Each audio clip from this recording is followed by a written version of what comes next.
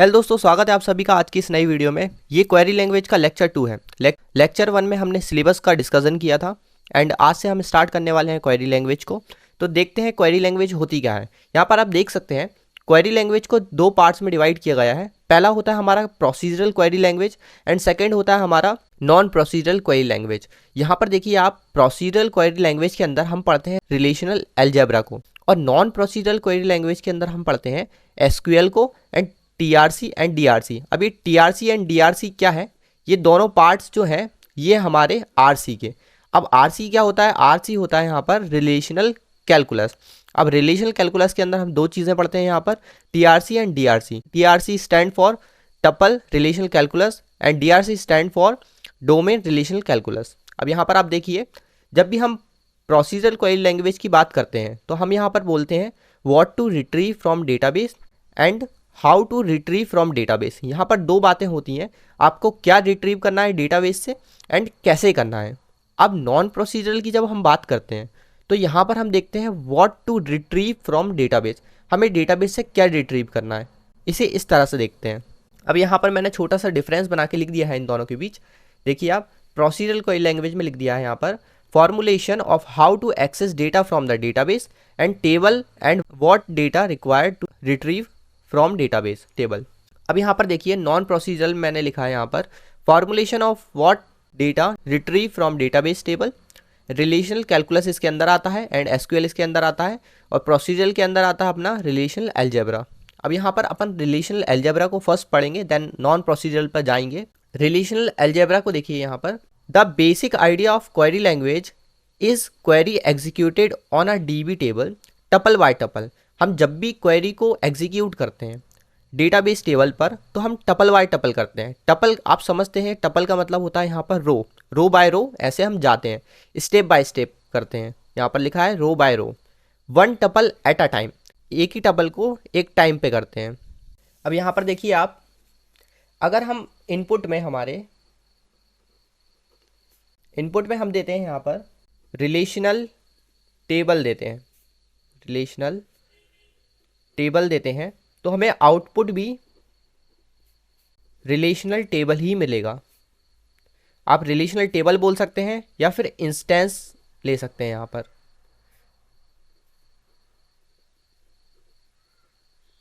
यहाँ पर इंस्टेंस का मतलब होता है सेट ऑफ टपल्स। अब यहाँ पर एक छोटा सा डिफरेंस देख लेते हैं, difference between relational algebra and SQL के बारे में। अब यहाँ पर देखते हैं रिलेशनल अलजेब्रा एंड एसक्यूएल के बारे में एक छोटा सा डिफरेंस। जो रिलेशनल अलजेब्रा होता है अपना, वो बाय डिफॉल्ट डिस्टिंक्ट आउटपुट देता है। क्या देता है यहाँ पर? डिस्टिंक्ट आउटपुट देता है। और जो अपना एसक्यूएल होता है ये बाय डिफॉल्ट डुप्लीकेट आउटपुट देता है।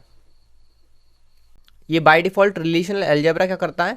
ये बाय डिफॉल्ट डिस्टिंक्ट आउटपुट देता है और एसक्यूएल क्या करता है अपना? बाय डिफॉल्ट डुप्लीकेट आउटपुट देता है। यहाँ पर एक एग्जांपल लेते हैं अपन, 50, यहाँ पर 50 पर्सन है, 50 पर्सन है सेम नेम के साथ, जिनके नेम सेम है, सेम नेम, जिनके नाम यहाँ पर सेम है। तो अगर हम रिलेशनल अलजेब्रा में यहाँ पर ऑपरेशन परफॉर्म करेंगे तो यहाँ पर हमारा आएगा, सो रिलेशनल अलजेब्रा में यहाँ पर हमारा आउटपुट क्या आएगा? 1। यानी कि अगर 50 पर्सन है तो अगर सेम नेम के हैं, मान लेते हैं हम कोई नाम ले लेते हैं यहाँ पर रोहन, रोहन नाम से ले लिया, रोहन सेम नेम के 50 हैं तो वहाँ पर सिर्फ एक ही कंसीडर करेगा। इसका मतलब है डिस्टिंक्ट आउटपुट देगा ये। उसके बाद यहाँ पर ये किसके लिए था? रिलेशनल अलजेब्रा के बारे में था ये एग्जांपल। अब यहाँ पर देखते हैं एसक्यूएल के बारे में। अगर एसक्यूएल में यहाँ पर 50 पर्सन है, 50 पर्सन है सेम नेम के साथ, सेम नेम के साथ, तो हमारा एसक्यूएल क्या करता है?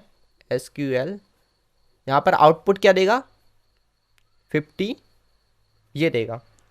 अब यहाँ पर इसका आउटपुट 50 आएगा क्योंकि यहाँ पर बाय डिफ़ॉल्ट डुप्लीकेट आउटपुट देता है, ये जितने हैं उतने ही डुप्लीकेट आउटपुट दे देगा, भले ही नाम सेम हो रोहन। अब यहाँ पर देखते हैं रिलेशनल अलजेब्रा में हम दो तरह के ऑपरेटर्स पढ़ेंगे। पहला हमारा बेसिक ऑपरेटर्स और दूसरा हमारा ड्राइव्ड ऑपरेटर्स। अब यहाँ पर देखिए बेसिक ऑपरेटर्स में कौन कौन से ऑपरेटर्स आते हैं। पहला है सिलेक्शन ऑपरेटर, यहाँ पर projection, cross product, union, set difference and rename.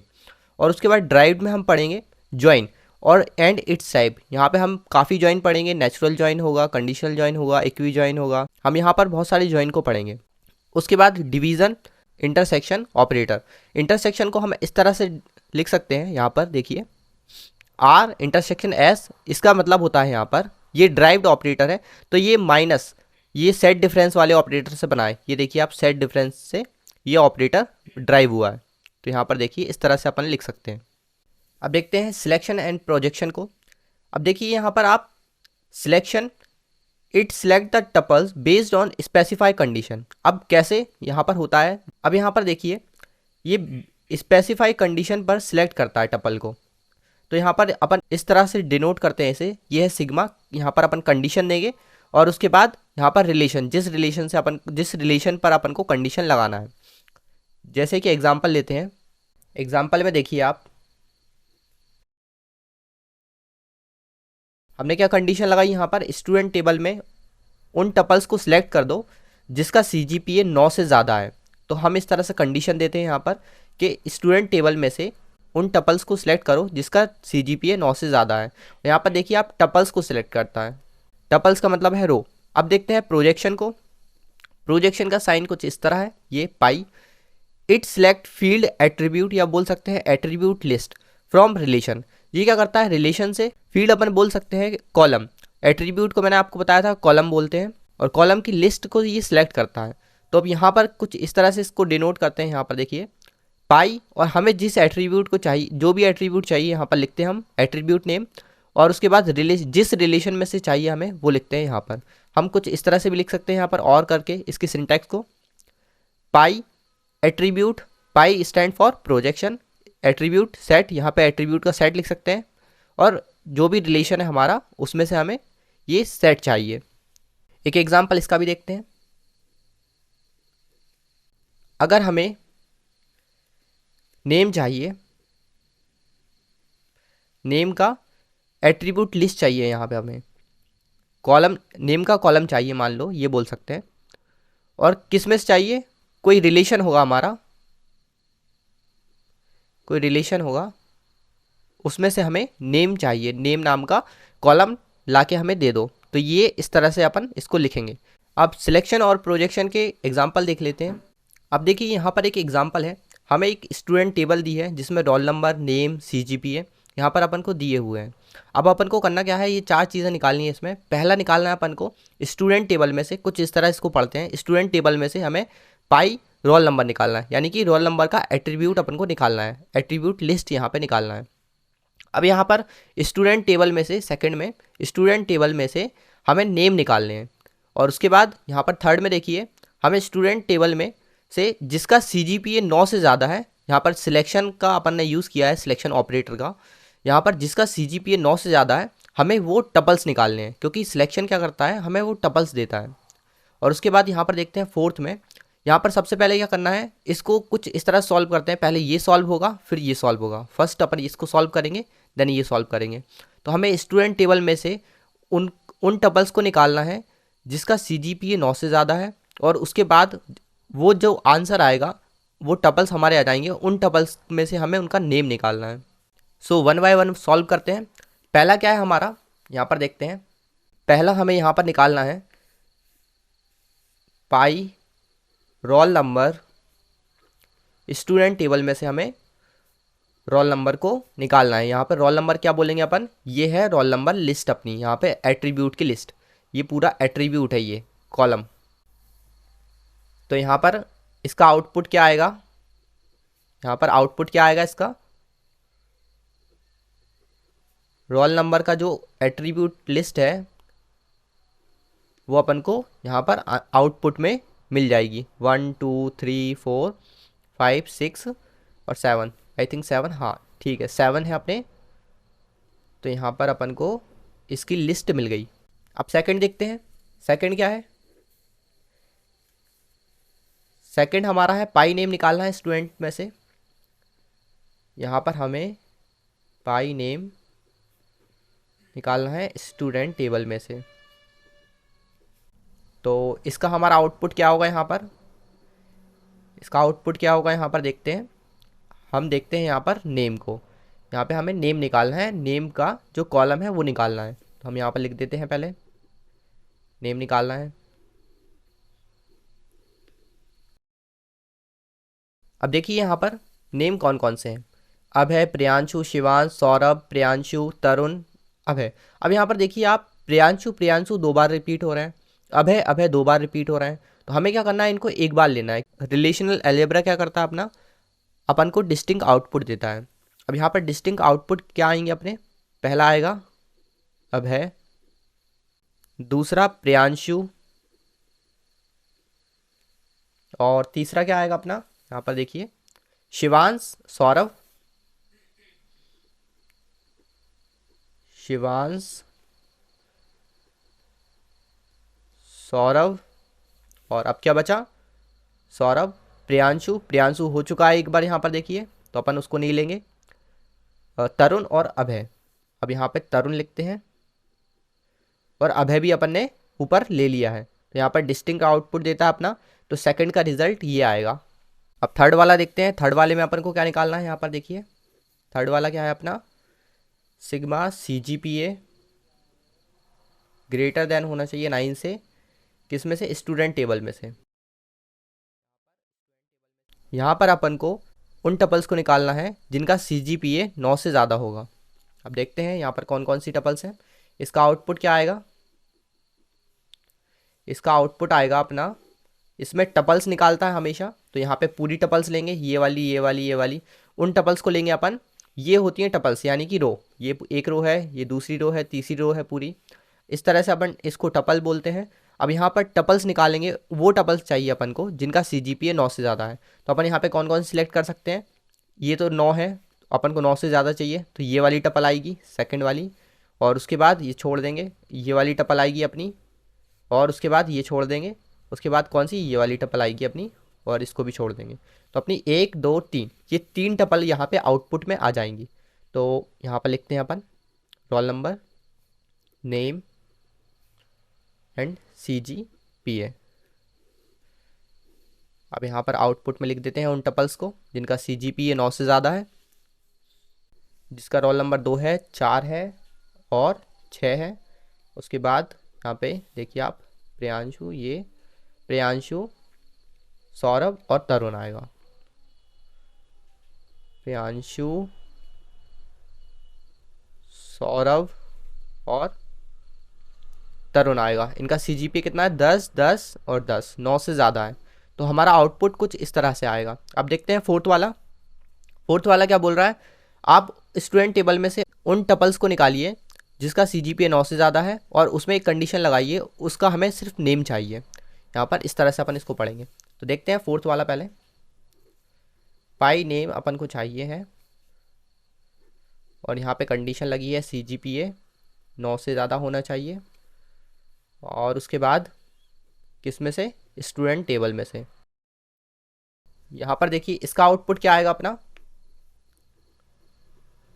इसका आउटपुट के लिए अपन पहले क्या करेंगे, यहाँ पर पहले सॉल्व करेंगे इसको, ये सॉल्व होगा फर्स्ट, ये फर्स्ट सॉल्व ये वाला होगा। उसके बाद हम सॉल्व करेंगे इस सेकंड वाले को इस तरह से, तो पहले ये सॉल्व होगा देन ये सॉल्व होगा। तो फर्स्ट का रिजल्ट क्या आएगा अपना, फर्स्ट का रिजल्ट क्या आ जाएगा, यहाँ पर हमने पहले ऊपर निकाल लिया है, यहाँ पर देखिए आप उन टपल्स को निकाल लिया है जिनका CGPA 9 से ज़्यादा है। तो हमारा रिजल्ट क्या था, ये था, ये आउटपुट हमारा आ चुका था। तो हमारा फर्स्ट वाला जो ये सॉल्व होगा उसका आउटपुट ये रहेगा, और उसके बाद हम इस पूरे पर, यानी कि इस पूरे पर, ये जो है अपना, इस पूरे पर एक कंडीशन लगा रहे हैं, यहाँ पर हमें पाई नेम चाहिए, यानी कि सिर्फ हमें नेम नाम का एट्रीब्यूट लिस्ट दे दो आप। तो जो नेम नाम की एट्रीब्यूट लिस्ट है ये हमारी आउटपुट आ जाएगी इससे। तो आप समझ गए होंगे आई होप। ये जो है हमारा ये फर्स्ट आउटपुट क्या आएगा, यहाँ से बोल सकते हैं ये वाला आएगा, ये जो है ये आएगा पूरा। और इस पर हम कंडीशन लगाएंगे पाई नेम की। तो यहाँ पर अपना आउटपुट क्या आएगा, नेम। यहाँ पर नेम की लिस्ट आ जाएगी। यहाँ पर देखिए आप कौन कौन से हैं, प्रियांशु है और सौरभ है, उसके बाद तरुण है।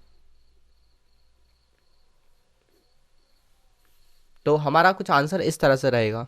अब यहाँ पर देखिए एक और एग्जांपल, यहाँ पर सेलर्स एक टेबल दी है, इसको S1 नाम दे देते हैं अपन। और यहाँ पर इस टेबल में अब कुछ अपन को निकालना है। क्या निकालना है, पहला ये निकालना है यहाँ पर S1 में जिसकी रेटिंग 8 से ज़्यादा है उन टपल्स को सिलेक्ट कर लो। और उसके बाद सेकंड क्या निकालना है अपन को, S1 में जो भी पाई निकालता है अपना एट्रीब्यूट की लिस्ट निकालता है। एज की जो लिस्ट है, यहाँ पर जो एज की लिस्ट है वो अपन को निकालना है। और उसके बाद इसमें थर्ड है अपन को पाई एस नेम रेटिंग S1 से निकालना है। S1 से अपन को क्या निकालना है, ये दो एट्रीब्यूट्स निकालने हैं, ये वाला एस नेम, ये एस नेम और अपनी रेटिंग, ये दो लिस्ट निकालनी है यहाँ से। और उसके बाद ये देखिए आप यहाँ पर ये फोर्थ वाला दिया है, तो फोर्थ वाला अपन कैसे एग्जीक्यूट करते हैं, पहले ये सॉल्व करते हैं देन ये करते हैं। तो उसके बाद यहाँ पर देखिए सिलेक्ट क्या करना है अपन को, रेटिंग 9 से ज़्यादा या उसके इक्वल होनी चाहिए 9 के S1 में से। और उसके बाद जो भी आंसर आएगा उस पर ये लगाना है अपन को। तो एक एक करके सॉल्व करते हैं इसको। तो सबसे पहले पहला वाला सॉल्व करते हैं यहाँ पर। तो पहला वाला क्या है अपना,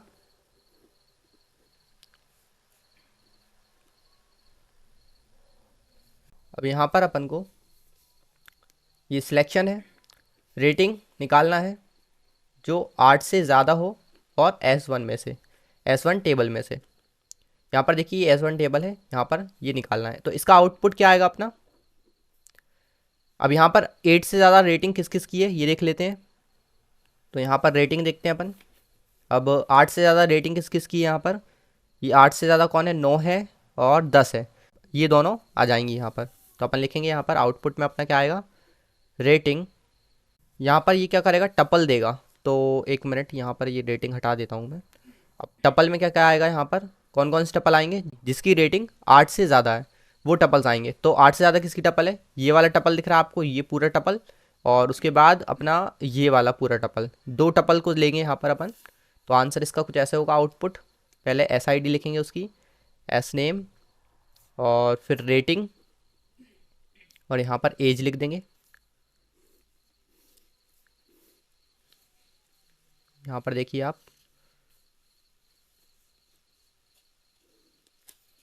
SID क्या आएगी अपनी, कौन कौन सी आएगी, 28,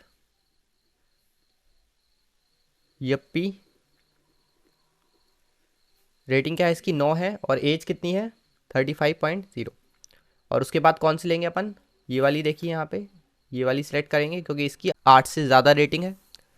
58 रस्टी 10 और इसकी एज कितनी है 35.0। ओके, तो यहाँ पर ये इसका आउटपुट आएगा। एंड सेकंड वाला देखते हैं अब।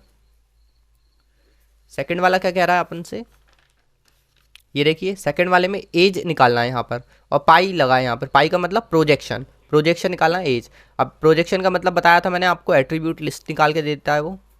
तो यहाँ पर देखते हैं पाई एज S1 पे लगाना है अपन को। तो इसका आउटपुट क्या रहेगा, जो यहाँ पर एट्रीब्यूट है, ये एट्रीब्यूट लिस्ट है यहाँ पर एज की, वो यहाँ पर निकल आएगी आउटपुट में। यहाँ पर एज,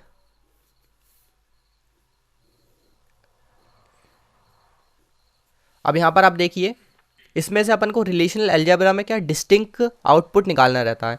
अब यहाँ पे 35 है, 35 आएगा, 55 आएगा, 35 अब नहीं आएगा वापस से, और 35। तो अपन 35 को एक बार कंसीडर करेंगे क्योंकि ये डिस्टिंक्ट रिजल्ट देता है। तो 35.0 एंड 55.5, तो ये दो अपन को यहाँ पर मिलेंगे। अब थर्ड वाला देखते हैं। थर्ड वाला क्या अपना, ये निकालना है अपन को। तो लिख लेते हैं यहाँ पर अपन पाई एस नेम रेटिंग S1 में से निकालना है अपन को। तो यहाँ पर देखिए इसका आउटपुट क्या आएगा अपना, यहाँ पर दो ये दिए हैं, एस नेम भी दिया है और रेटिंग भी दिया है, दो अपने एट्रीब्यूट लिस्ट है यहाँ पर। तो एस नेम और रेटिंग, ये दोनों यहाँ पर प्रिंट हो जाएंगी, आउटपुट में ये दोनों आ जाएंगी। एस नेम आएगा और रेटिंग आएगी, इन दोनों को अपन यहाँ पर ले लेंगे। और अगर हमारा कोई भी डुप्लीकेट यहाँ पर रिजल्ट होता है तो हम उसको डिस्टिंक्ट लेंगे। अब यहाँ पर देखिए आप, एस नेम क्या है यहाँ पर, yuppie, lubber and guppy and rusty. Yuppie, lubber, guppy and rusty, name सारे डिस्टिंक्ट थे।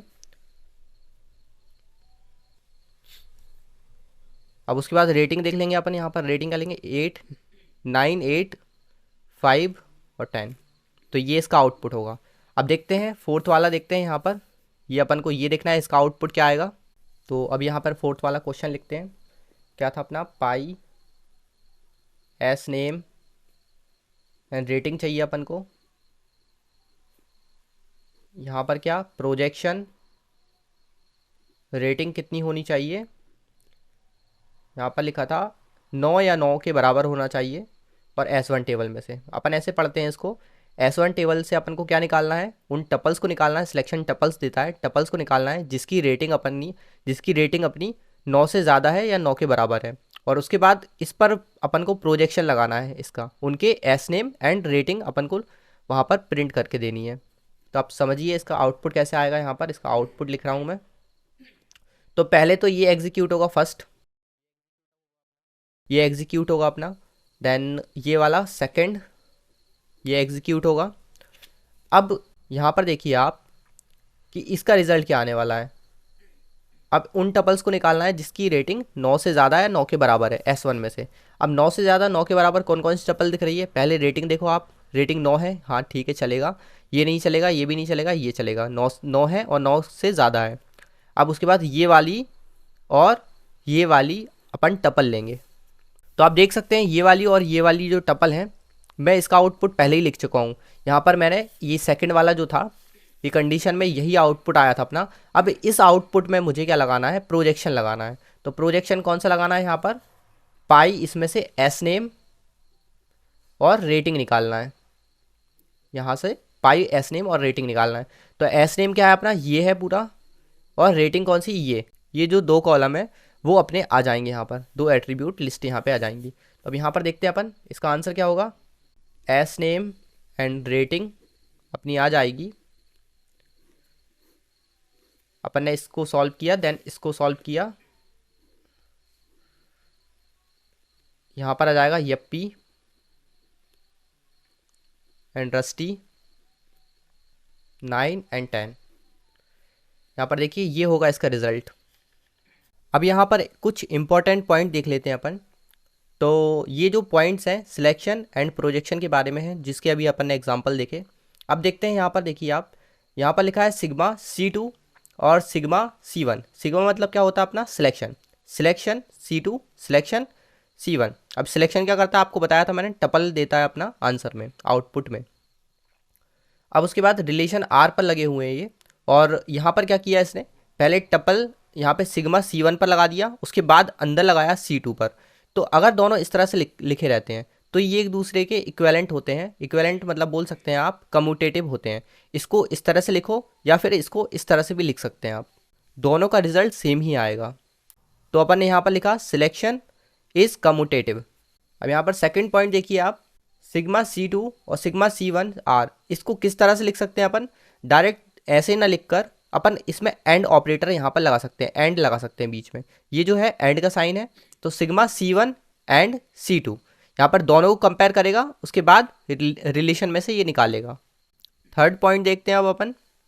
थर्ड पॉइंट में क्या लिखा है, पाई A, यहाँ पर पाई क्या है, प्रोजेक्शन है, एट्रीब्यूट A लिया है इसने, और सिग्मा C1 पर लगाया है R, और ये not equals to sigma C1, और इसको अगर उल्टा लिखा अपन ने तो ये अपना नॉट इजिकल्स टू होगा। इसको बाहर लिख दिया और इसको अंदर लिख दिया, यहाँ पर LHS में ये लिखा है, RHS में ये लिखा है, तो ये दोनों नॉट इक्वल टू होंगे। बट यहाँ पर फोर्थ पॉइंट देखिए आप। अब यहाँ पर फोर्थ पॉइंट में क्या लिखा है, सिग्मा C1 एट्रीब्यूट A1 पर प्रोजेक्शन लगाए, उसके बाद R में से निकालना है अपन को। तो यहाँ पर देखिए आप क्या है, यहाँ पर ये कुछ इस तरह का ही तो है, ये जो है ये वाला अपन ने जो RHS में यहाँ पर लिखा है वो LHS में ले लिया, और ये अपन ने जो साइन लगाया है इसका मतलब होता है कन्वर्टेबल, या फिर बोल सकते हैं ट्रांसफॉर्म। अपन इससे इसमें ट्रांसफॉर्म कर सकते हैं। अब वो कैसे कर सकते हैं, ये जो देखिए आप LHS में यहाँ पर लिखा है, इसको मैंने RHS में लिख दिया। अब यहाँ पर लिखा है in this case LHS can be replaced, replace हो सकता है या ट्रांसफॉर्म हो सकता है बाय RHS। अब ये कैसे होता है, एक एग्जाम्पल देखते हैं। अब यहाँ पर देखिए आप, ये जो A1 और C1 है, A1 क्या है, यहाँ पर एट्रीब्यूट का नेम है, और C1 कोई कंडीशन होगी। इस तरह से यहाँ पर C1 C2 ये कंडीशंस हैं, सिलेक्शन में कंडीशंस लगती हैं। अब यहाँ पर एक एग्जांपल लेते हैं। ये जो मैंने प्रीवियस टेबल आपको बताई थी, ये एग्जांपल लिया था, इसी को लेके इस 4th पॉइंट को अपन समझते हैं ये क्या हो रहा है इसमें। इस टेबल को लेंगे और उसमें से इस पॉइंट को अपन समझते हैं ये कैसे ट्रांसफॉर्म हो रहा है। अब यहाँ पर देखिए आप, एक एग्जांपल लिया मैंने। A1 जो है यहाँ पर एट्रीब्यूट है अपना, C1 क्या है, कंडीशन है। एट्रीब्यूट में मैंने क्या लिया है, यहाँ पर रेटिंग लिया है, और कंडीशन में मैंने क्या दिया है यहाँ पर, रेटिंग अगर 9 से ज़्यादा होती है या 9 के बराबर होती है। तो आप ये वाला एग्जाम्पल देख सकते हैं, यहाँ पर मैंने इस टेबल को उठाकर ये वाला एग्जाम्पल लिखा है। अब देखिए 4th पॉइंट के हिसाब से अपन लगाते हैं कंडीशन। ये LHS है अपना, ये RHS है। अगर LHS से RHS में ट्रांसफॉर्म हो गया तो ये कंडीशन अपन ट्रू बोलेंगे। यहाँ पर देखिए पहले अपन LHS लेते हैं, यहाँ पर LHS क्या है अपना, सिलेक्शन C1। अब C1 क्या कंडीशन देके रखी है, रेटिंग, यहाँ पर रेटिंग ग्रेटर देन या इक्वल होनी चाहिए 9 के। और उसके बाद यहाँ पर क्या लिखा हुआ है, ये देखिए आप यहाँ पर अंदर प्रोजेक्शन। अब प्रोजेक्शन में कौन सा, A1 क्या है, यहाँ पर एट्रीब्यूट क्या दिया अपन, रेटिंग, तो रेटिंग ले लिया मैंने। अभी कंडीशन R पे लगी है, अपना R यहाँ पे क्या है, ये S1 टेबल है पूरी, तो यहाँ पर S1 टेबल ले लेते हैं यहाँ पर अपन। अब इसको देखते हैं इसका आउटपुट क्या आता है। इसका जो आउटपुट आएगा, अगर वो अपना RHS का भी आउटपुट आया तो बोलेंगे अपन ये ट्रांसफॉर्म हो सकता है। इसका आउटपुट देखते हैं। पहले क्या करना है, पहले ये वाला अंदर वाला सॉल्व होगा, फर्स्ट ये सॉल्व होगा, यहाँ पे लिखेंगे अपन फर्स्ट इसको सॉल्व करेंगे। तो अपन को क्या करना है, ये जो क्या करता है एट्रीब्यूट लिस्ट देता है प्रोजेक्शन, तो अपन को रेटिंग की एट्रीब्यूट लिस्ट चाहिए क्या, S1 में से। तो S1 में से अपन यहाँ पर देखेंगे, S1 में रेटिंग की एट्रीब्यूट लिस्ट क्या है, यहाँ पर 9, 8, 5, 10। तो अपन रेटिंग की यहाँ पर लिख देंगे, रेटिंग की एट्रीब्यूट लिस्ट क्या आ जाएगी यहाँ पर 9, 8, 5, 10। तो अब यहाँ पर देखिए आप, ये अपनी लिस्ट आ चुकी है। अब इस पर ये जो आंसर आया, ये वाला जो अपना आंसर आया है, इस पर ये कंडीशन लगाना है, ये क्योंकि अपन ने अंदर वाला सॉल्व कर लिया, अब ये कंडीशन लगनी चाहिए। अब ये बोल रहा है मुझे उन टपल्स को निकाल कर दे दो। अब इसमें से टपल्स निकालनी है अपन को, ये वाली टेबल कंसीडर होगी, ये जो इंस्टेंसेस आए हैं अपने ये कंसीडर होंगे एक टेबल में। अब यहाँ पर बोल रहा है मुझे वो टपल्स निकाल के दो जिनकी रेटिंग 9 या 9 से ज़्यादा है। तो यहाँ पर कौन कौन सी टपल है, ये पहली टपल 9 है, हाँ ठीक है, कंडीशन अपनी सेटिस्फाई हो गई। ये 9 है, नहीं है, और ये 9 है, नहीं है, ये 9 है और या 9 से बड़ा है, हाँ ये है। तो ये दोनों टपल अपन सेलेक्ट कर लेंगे, पहली ये वाली और दूसरी ये वाली। तो अपना फाइनल आउटपुट क्या आ जाएगा, इस पर ये कंडीशन लगेगी यहाँ पर, तो फाइनल आउटपुट अपना होगा 9 एंड 10। ये अपना आंसर होगा, फाइनल आउटपुट ये होगा। तो ये तो रहा अपना LHS का आंसर। अब देखते हैं RHS में आंसर क्या आता है अपना। यहाँ पर मैं RHS लिख लेता हूँ। अब RHS में देखिए यहाँ पर क्या है, पहले ये बाहर निकालना है और उसके बाद ये अंदर रखना है इसको। तो यहाँ पर पाई प्रोजेक्शन है, और एट्रीब्यूट, अपना एट्रीब्यूट क्या है यहाँ पर, रेटिंग है, रेटिंग दिया मैंने। और उसके बाद क्या करेंगे अपन, यहाँ पे सिग्मा C1। अब सिग्मा यानी कि सिलेक्शन C1, कंडीशन क्या है अपनी, रेटिंग जो है 9 या 9 से ज़्यादा होनी चाहिए। और रिलेशन कौन सा दिया अपन ने यहाँ पर, S1 टेबल, ये S1 टेबल से अपन देख रहे हैं, यहाँ पर देखिए आप S1 टेबल से। अब देखते हैं RHS का आउटपुट क्या आता है। अब पहले कौन सा सॉल्व करेंगे अपन, ये वाला सॉल्व करेंगे। तो यहाँ से अपन को वो टपल्स निकालना है जिनकी रेटिंग 9 से ज़्यादा है या 9 है। तो कौन कौन सी टपल आ जाएंगी अपनी, ये देखिए यहाँ पर कौन कौन सी टपल्स आएंगी, 9 या 9 से ज़्यादा है। तो पहली टपल ये आ जाएगी, ये पूरी टपल आएगी, और उसके बाद हाँ ये वाली टपल पूरी आ जाएगी, तो ये दो टपल आ जाएंगी। फिर ये दो टपल जब आएंगी तो इन पे कंडीशन क्या लगानी है अपन को, ये सॉल्व हो गया तो इसका आउटपुट क्या आने वाला है, ये दो टपल आ जाएंगी, ये वाली टपल और ये वाली टपल, ये पूरी टपल आएगी। और उसके बाद फिर इन दो टपल पर ये कंडीशन लगानी है कि हमें उसकी सिर्फ रेटिंग एट्रीब्यूट चाहिए। तो हमारा आउटपुट क्या आ जाएगा, उसका सिर्फ हमें रेटिंग एट्रीब्यूट चाहिए, यानी कि रेटिंग में जो एट्रीब्यूट लिस्ट है, अब दो टपल आ चुकी हैं अपनी, ये वाली और ये वाली आ चुकी है, तो बोल रहा है सिर्फ हमें ये वाला चाहिए, रेटिंग चाहिए। तो रेटिंग में क्या आएगा, 9 एंड 10, ये वाले आ जाएंगे, 9 एंड 10। तो अपन ने यहाँ पर क्या किया कि इन दोनों टपल को लिया, अब ये अपना आउटपुट बन गया। अब इस आउटपुट पर अपन ने क्या लगा दिया, फिर से प्रोजेक्शन लगा दिया कि हमें उसकी रेटिंग दो जो आई है आपके पास आंसर में। तो ये इसकी रेटिंग, ये दो जो आई थी अपनी, 1, 9 एंड 10, ये अपनी आंसर में आ जाएंगी, यहाँ पर देख सकते हैं। अब यहाँ पर देखिए आप, LHS का भी आंसर अपना 9 और 10 आया था, और यहाँ पर देखिए आउटपुट में RHS का भी आंसर अपना क्या आया, 9 और 10 आया। तो यहाँ पर अपन बोल सकते हैं ये वाला पॉइंट जो है अपना 4th पॉइंट, ये इसमें कन्वर्टेबल है, यानी कि बोल सकते हैं ये ट्रांसफॉर्म्ड हो सकता है इसमें। अब यहाँ पर 5th पॉइंट देखते हैं अपन। अब 5th पॉइंट में क्या लिखा है अपना, पाई ए, यहाँ पर प्रोजेक्शन लगा है ए पर, ये ए कोई एट्रीब्यूट नेम होगा यहाँ पर, और उसके बाद अंदर यहाँ पर लिखा है पाई ए बी, यहाँ पर रिलेशन आर में से निकालना अपन को, ये इक्वेलेंट होगा इसके पाई ए के, यानी कि इसका जो आंसर आएगा फिर फाइनल अगर ये इस पर लग गया तो ये ही आंसर आने वाला है अपना। तो आप अब समझ गए होंगे ये कैसे आएगा। पहले ये आएगा, ए और बी आ जाएगा यहाँ पर अपना, ए क्या है यहाँ पर, ए नेम है एट्रीब्यूट नेम, और बी भी एट्रीब्यूट नेम है अपना।